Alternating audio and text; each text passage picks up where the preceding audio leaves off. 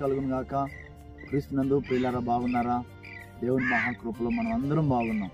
ఈ రీతిగా ప్రభుని స్తుతించడానికి, ఆయన మాటలు వినడానికి మరొక రోజును మనము కలిగి ఉన్నాం. యెషయా గ్రంథంలో 40వ అధ్యాయము 31వ వచనాన్ని మీతో పంచుకోవాలని ప్రేరేపించబడి ఉన్నాను.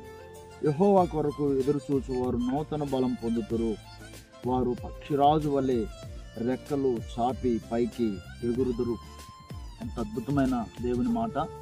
దేవుని కొరకు ఎదురు చూచువారు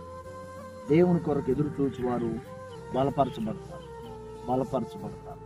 చూడండి, ఈ దినాలలో మనుషులకు బలం లేక అనేక రకాలైన మెడిసిన్ ఉన్నాయి బలం కొరకు, అనేక రకాల ప్రయత్నాలు ఉన్నాయి బలం కొరకు. ఆహ్లాదకరమైన ప్రదేశాలకు వెళ్తే అక్కడన్నా బలపరచబడతాం అనుకుంటున్నారు. కానీ దేవుని మాటలు సెలవిస్తూ ఉన్నాయి, దేవుని కొరకు ఎదురు చూచుట బలం వస్తుంది. బలం అంటే ఏదో మరి ఈ యొక్క మనకు కనపడే ఈ కండబలం కాదండి. ఒక మనిషినికి మొదట లోపల బలం అంటే ఆత్మీయ బలం. ఒక మనిషి ధైర్యంగా ఉండాలన్నా, బలపరచబడాలన్నా అది దేవుని వల్ల మాత్రమే సాధ్యమవుతుంది. అది దేవుని మాటలు వినుట ద్వారా సాధ్యమవుతుంది. ఆయన కొరకు ఎదురు చూసేవారు నూతన బలం పొందుతారు.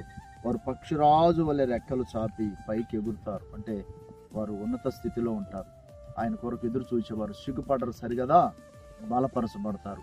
దేవుడు నీకు సహాయం చేసి, దేవుడు నిన్ను బలపరిచి, దేవుడు నిన్ను దీవించి ఆశీర్వదించును గాక.